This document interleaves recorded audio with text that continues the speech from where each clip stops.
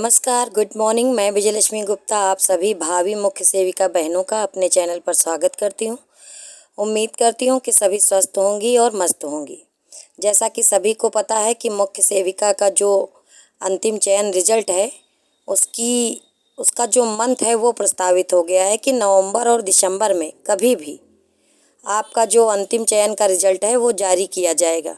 उसमें भी एक कंडीशन ये दी गई है कि अगर माननीय उच्च न्यायालय में अंतिम फैसला आ गया तो ठीक है, तो बिल्कुल भी पैनिक नहीं होना है, परेशान नहीं होना। सभी को एक सकारात्मक सोच के साथ आगे बढ़ना है कि बिल्कुल जुलाई और अगस्त में ताबड़तोड़ डेट लगेंगी और स्टे हट जाएगा। स्टे हटते ही जाहिर सी बात है, जैसे ही स्टे हटेगा तो माननीय सचिव जी ने बोला था कि हमारा रिज़ल्ट बना जारी रखा हुआ है तो वो जारी कर देंगे।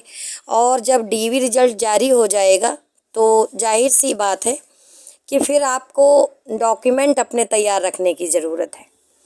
उम्मीद तो यही है कि जुलाई और अगस्त, ठीक है, जुलाई और अगस्त निर्णायक महीने हो सकते हैं। अगस्त के लास्ट में संभवतः आपको डीवी कटऑफ का पता चल जाना चाहिए, क्योंकि जो डीवी कटऑफ जारी होगी वो भी डीवी डेट होगी उससे समथिंग 10 या 15 दिन पहले जारी होगी। बात समझ में आ रही है ना? क्योंकि अचानक से तो हो नहीं पाएगा कि तुरंत जो है कटऑफ जारी हुई आज और कल आपको बुला लेंगे। तो समथिंग 10 या 15 दिन का गैप होना चाहिए और होता भी है, और नहीं हो तो भी अच्छा है, क्योंकि ज़्यादातर लोग तो लगभग डॉक्यूमेंट अपने तैयार करके रखे हुए हैं। तो वो खैर आयोग का निर्णय है, लेकिन जो संभावना है वो यही है कि जुलाई और अगस्त में, ठीक है, आपका जो है स्टे हट जाएगा। जुलाई में डेटें लगेंगी तो 1 या 2 डेट में या मैक्सिमम 3 डेटों में अगर प्रयास अच्छा रहा और कोई भी व्याधि बीच में ना आई तो प्रबल संभावना है कि स्टे जो आपका अगस्त मिड में हट जाएगा और लास्ट अगस्त तक आपका डीवी कटऑफ जारी हो जाएगा। तो अब बात करेंगे कुछ महत्वपूर्ण डॉक्यूमेंट के बारे में, और कुछ प्रश्न ऐसे हैं जो मार्कशीट को लेकर के हैं, जाति प्रमाण पत्र को लेकर के हैं, निवास प्रमाण पत्र को लेकर के हैं। तो इनसे संबंधित जो भी प्रश्न है, तो पहला प्रश्न तो यही है कि जाति प्रमाण पत्र का क्या। देखिए, जाति प्रमाण पत्र महिलाओं की ये भर्ती है और हमेशा पिता पक्ष से ही मानी जाती है, क्योंकि जाति जन्म आधारित एक व्यवस्था है। और जब भी सरकारी नौकरियों में जो है आरक्षण लेना होता है तो पिता पक्ष का ही जाति प्रमाण पत्र मान्य होता है। तो जिन भी बहनों की शादी हो गई है, अगर उनके पास जो है पति वाला जाति प्रमाण पत्र बन गया है तो वो नहीं माना जाएगा। आप लोग पिता पक्ष से जाति प्रमाण पत्र बनवाइए, और अगर आपको कुछ समस्या है, नहीं बन पा रहा है, तो उसके लिए आप मुझसे संपर्क करके पूछ लीजिए। मैं बताऊंगी कि कैसे बनता है, क्योंकि मैंने बनवाया है और मैं भी विवाहित महिला हूँ। ठीक है, कैसे बना है उसकी प्रक्रिया मुझे पता है, मैं आपको बता दूंगी। दूसरी बात है निवास प्रमाण पत्र की। तो अभी तो नोटिफिकेशन में तो इसका बारे में कोई जिक्र है नहीं, लेकिन निवास प्रमाण पत्र भी आप बनवा करके रख लीजिए। ठीक है, निवास प्रमाण पत्र भी संभवतः मांगा जाएगा। अब अगला आपका प्रश्न है कि मार्कशीट में त्रुटियां हैं। ठीक है, तो सबसे पहले ये जानना जरूरी है कि कौन कौन सी मार्कशीट इस भर्ती में आपको लगानी पड़ेगी या मांगी जाएगी। जैसा कि आप सभी लोग जानते हैं कि ग्रेजुएशन लेवल से ये भर्ती निकली है, यानी इस भर्ती का आधार पीटी, ठीक है, और आपका ग्रेजुएशन कला वर्ग से ग्रेजुएशन यानी स्नातक है। तो आपको यहाँ तक के डॉक्यूमेंट लगाने पड़ेंगे। तो उसमें आप हाई स्कूल की मार्कशीट और प्रमाण पत्र, इंटर की मार्कशीट और प्रमाण पत्र, और बीए के 3 वर्षों की मार्कशीट प्लस डिग्री, समझ रहे हैं। तो जिनकी डिग्री अभी जल्दी की है तो उनका प्रोविजनल बनेगा। वो अगर 3 साल डिग्री के पूरे नहीं हुए हैं तो उनका प्रोविजनल बनेगा।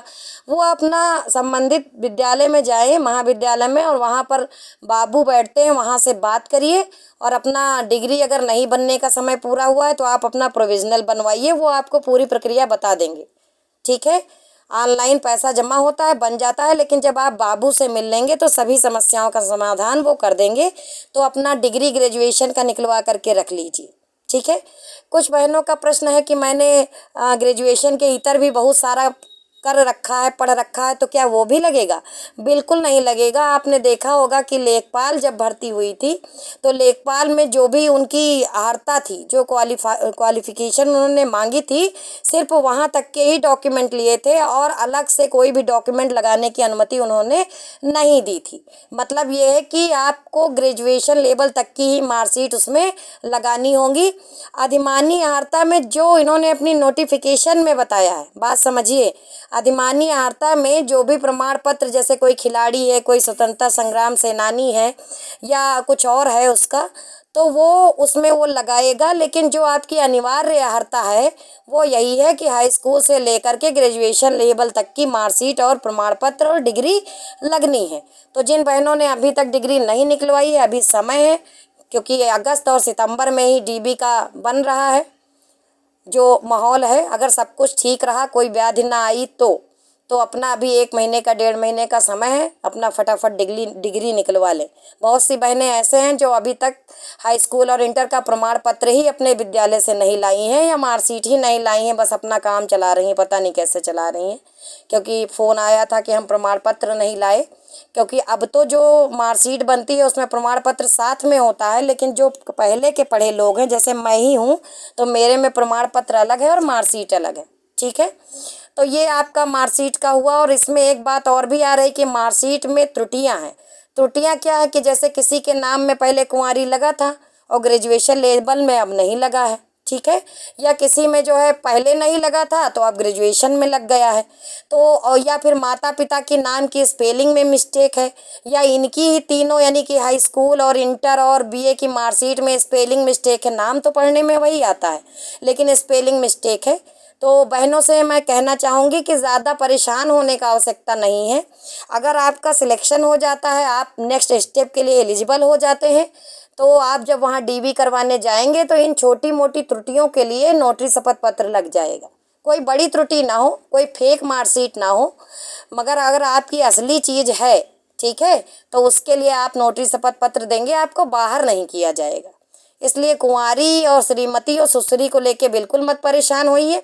आपकी अपनी मार्कशीटें होनी चाहिए। बात समझ में आ रही है? अब आगे देखते हैं कि एग्ज़ाम सेंटर में कुछ लोगों ने मार्कशीट में त्रुटियां कराए हैं। तो कुछ लोगों ने क्या किया है कि रजिस्ट्रेशन वाले कॉलम में रोल नंबर भर दिया है, रोल नंबर वाले में रजिस्ट्रेशन भर दिया है। कुछ लोगों ने क्या किया है कि डेट वाले कॉलम में अपना डेट ऑफ बर्थ भर दिया है। और कुछ लोगों ने क्या किया, एक साथ कई कई गोले रंग दिए हैं। कुछ लोगों ने काट पीट भी मचाई है, कुछ लोगों ने खुर्चा उर्चा भी है। तो मैं इन बहनों से कहूँगी कि अब जो आपको करना था वो आप कर चुकी हैं, ठीक है। अब आप लोग इंतज़ार करिए, क्योंकि अब क्या हो सकता है ये आप भी जान रही हैं। तो परेशान होने से कोई मतलब नहीं, आप लोग इंतज़ार करिए। अगर आपका रिजल्ट घोषित हो जाएगा, ठीक है, तो भले आपने कुछ एक बहन थी जिन्होंने सिग्नेचर ही नहीं किया है। रिजल्ट अगर घोषित हो जाता है, बात समझिए, अगर डीवी के लिए आप एलिजिबल हो जाते हैं तो फिर कोई समस्या ही नहीं है। अगर रिजल्ट डिक्लेयर हो जा रहा है आपका, आप मेरिट में है, मान लीजिए आपका नंबर है जो संभावित मेरिट है 55+, तो अगर आपका नंबर है और आपका रिजल्ट डिक्लेयर हो जा रहा है कि you are eligible for next step, तो कोई समस्या नहीं है।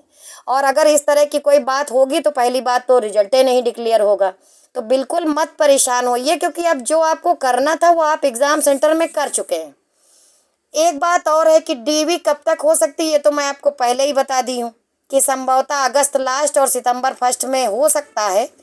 भाई कोई ज्योतिष में नहीं जानती हूँ, लेकिन जो वर्तमान कहाँ चल रहा है, प्रोसीजर चल रहा है, जो प्रयास चल रहे हैं बहनों के द्वारा, सरकार के द्वारा, अधिकारियों के द्वारा और विभाग के द्वारा, उनको देखते हुए तो यही लगता है, क्योंकि उन्होंने प्रस्तावित डेट दे दी है, आपको एक समय दे दिया है कि फला महीने में हम अंतिम चयन कर लेंगे। तो जाहिर सी बात है, अगर उन्होंने इतना बड़ा कमिटमेंट किया है तो इसकी कुछ ना कुछ तो व्यवस्था उन्होंने ज़रूर कर रखी है, ठीक है। OMR में अगर आपने त्रुटियां की हैं तो आप डीवी रिजल्ट आने का इंतज़ार करिए, वहीं से स्थिति आपकी क्लियर होगी। बाकी बता कोई नहीं पावेगा। हाँ, ये है कि सांत्वना दिया जा सकता है, ठीक है। तो मैं भी ये कह रही हूँ कि परेशान ना होइए, आपका आएगा, बिल्कुल आएगा। बाकी जब आएगा तो ही आप जान पाएंगी, परेशान आप तब तक रहेंगी। मेरा कहने का तात्पर्य है परेशान ना होइए। बात करते हैं EWS प्रमाण पत्र का। देखिए, EWS प्रमाण पत्र का जो नियम होता है कि जब आप जो डेट आपके नोटिफिकेशन में दी गई है या नोटिफिकेशन के अकॉर्डिंग जब आपने फॉर्म भरा हो, ठीक है, नोटिफिकेशन जारी हुआ हो, उसमें एक डेट भी दी गई थी, ठीक है, कि फला तारीख से फला तारीख तक के बीच का हो, तो ही आपका मान्य होगा, ठीक है, ना पुराना ना नया, उसी डेट, वही जो समय अवधि दी गई थी उसी डेट के बीच का अगर बना होगा तो आपका मान्य होगा। अन्यथा की स्थिति में आप जर्नल में काउंट हो जाएंगे, बाहर नहीं होंगे। कुछ बहनें कह रही हैं कि हमने ईडब्ल्यूएस भरा था लेकिन हमको जर्नल दिखा रहा है, तो उसमें भी कोई समस्या नहीं है, क्योंकि आपके फॉर्म में ईडब्ल्यूएस का टिक लगा है। जब आप डीवी में जाएंगे तो आपसे वो चीज़ें ले ली जाएंगी। तो ये कुछ महत्वपूर्ण प्रश्न थे जिनको लेकर के मैंने ये वीडियो बनाया है, क्योंकि अब संभव तो है नहीं कि एक एक व्यक्ति से बात की जाए, क्योंकि जब एक प्रश्न बताया जाता है तो दूसरा प्रश्न स्वयं खड़ा हो जाता है कि ऐसे नहीं होगा, वैसे होगा, कैसे होगा। तो जैसे भी होगा उसका आपको इंतज़ार करना होगा डीवी रिजल्ट का। डीवी रिजल्ट में अगर आपका घोषित होता है, आपका लिस्ट में नाम आता है, आपको अगले स्टेप के लिए एलिजिबल किया जाता है, तो बिल्कुल आप परेशान मत होइए, क्योंकि वहाँ पर पहुँचने के बाद जो छोटी मोटी त्रुटियाँ हैं, आयोग, विभाग और जो भी लोग हैं उनको पता होता है कि कंप्यूटर एरर हो जाते हैं, और वो आपको मौका अवश्य देंगे, ऐसा मेरा विश्वास है और ऐसा देखा भी गया है। उम्मीद है कि लगभग प्रश्नों के उत्तर आपको मिल गए होंगे। जल्दी ही मिलेंगे अगले वीडियो में, तब तक के लिए धन्यवाद।